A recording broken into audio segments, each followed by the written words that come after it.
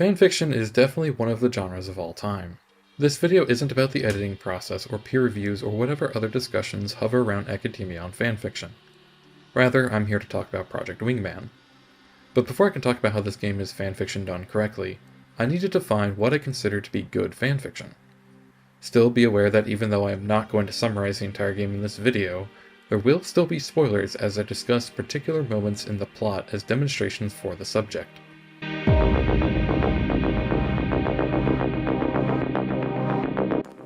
I'll admit that when it comes to fanfiction, I'm not its biggest fan. I've just never really vibed with it.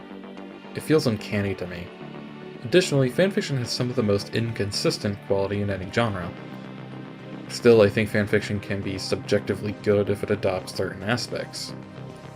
Pieces of fanfiction are better when they provide some aspect of originality from the source material. Writers do best when they write to their own strengths, not copy from someone else.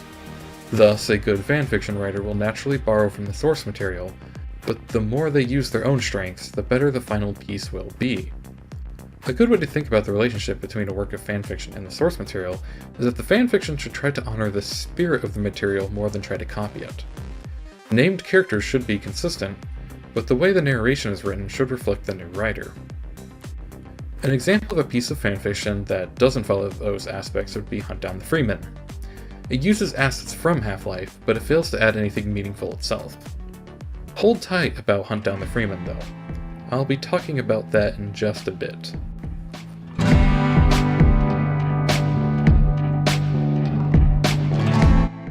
Project Wingman does not take place in Strangereal, which I assume is mainly due to licensing reasons, like the aircraft names themselves.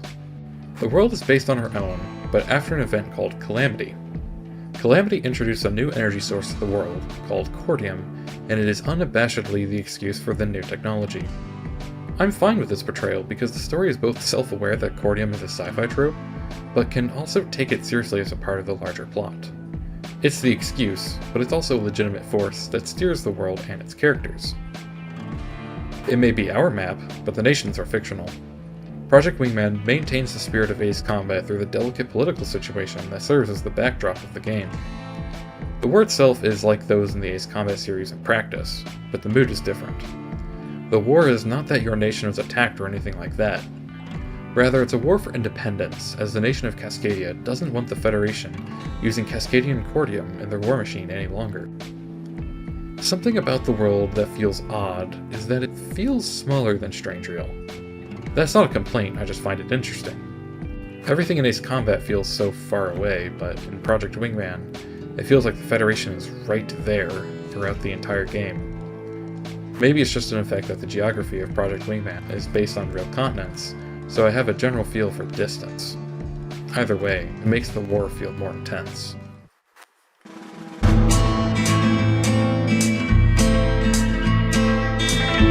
The characters in Project Wingman are my favorite part. I love their designs. Unlike most Ace Combat characters, the Project Wingman main cast are mercenaries. It allows the necessary room to make their dialogue a lot more believable than if they were military. Not that Ace Combat's dialogue is all that realistic, or that none of the Ace Combat characters in past games were mercenaries, but it's a nice touch nonetheless. The dialogue is fun to listen to. None of it is really trying to be more than it is. There's no attempt to be self-gratifying or grand simply for the writers to show off. Everything that is said makes sense for the character saying it, and the word economy is solid too. Dialogue is what teaches the player about the world and the characters, and it usually feels natural enough. I really like Prez's playfulness with Monarch, which is made better by her more serious moments with him. Diplomat and Comic flirt and tease each other throughout the entire game, but it's Diplomat that has the best dialogue moment in the entire game. The main antagonist is Crimson One, who is the one character who makes grand and edgy speeches because he's a brooding narcissist. During a very Ace Combat style villain monologue, Crimson One is interrupted by Diplomat, shouting at him that nobody cares what he thinks, so he might as well just shut up and fight.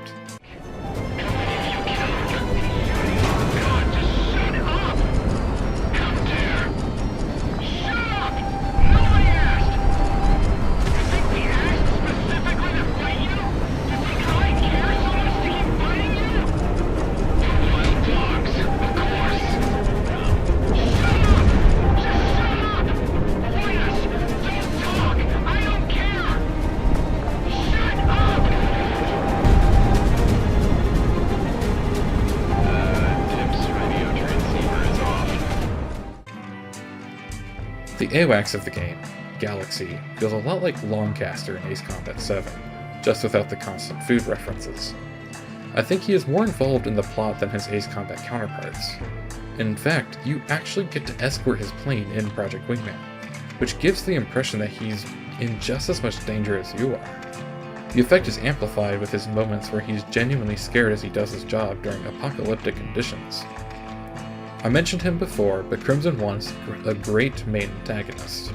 He isn't the only one in the game, but he's the most memorable. He's dramatic and edgy, but not in a way that comes across as the game trying to be cool.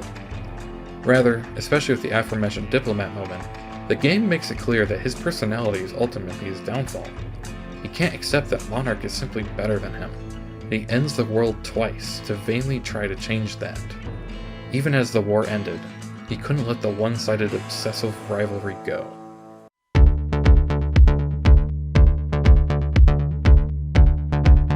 Project Wingman borrows quite a few story beats from Ace Combat, and the overall plot is a great homage to the series. The player takes the role of a mute pilot and more or less single-handedly changes the course of an entire war. There are plenty of moments where the good guys seem to be losing, but they pull through thanks to the help of Monarch and his friends. Being a game, the missions are the chapters of the story. I'll take a moment to speak a little about the gameplay because of how close it is tied to the plot.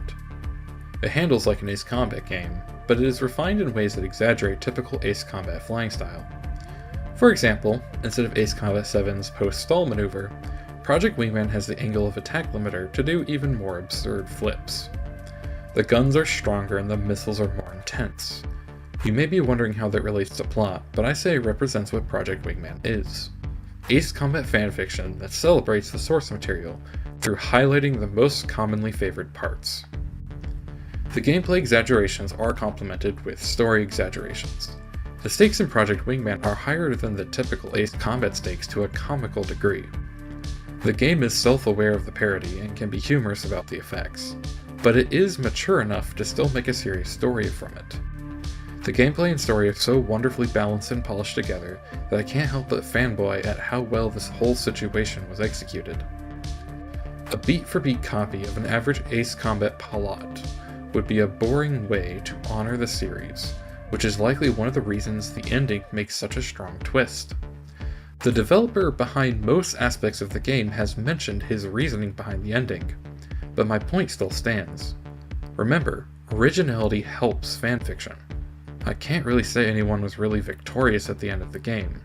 Cascadia is free, but destroyed. The Federation is collapsing. Sicario are dead and or missing. Monarch is king of a wasted sky. And now for something completely different.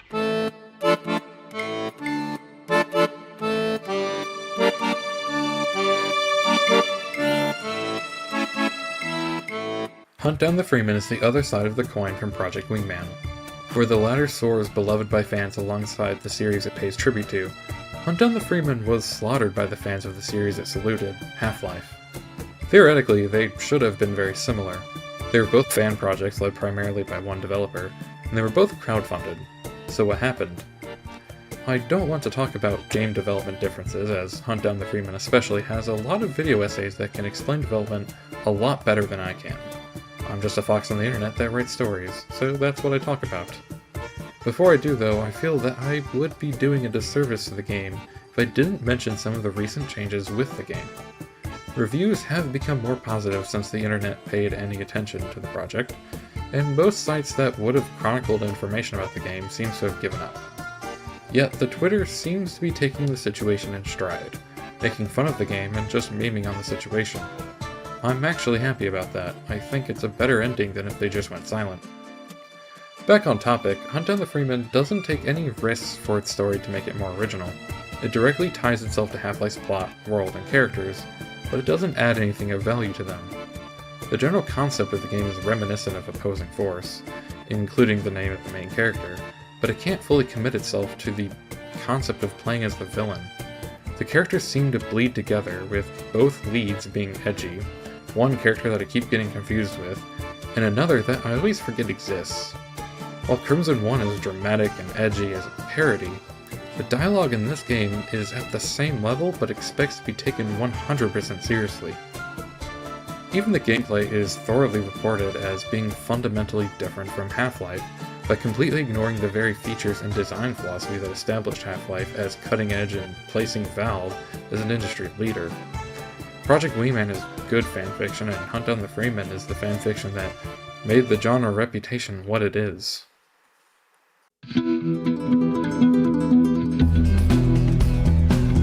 Project Wingman inspires what a fan project can be if you put in the effort to do it right.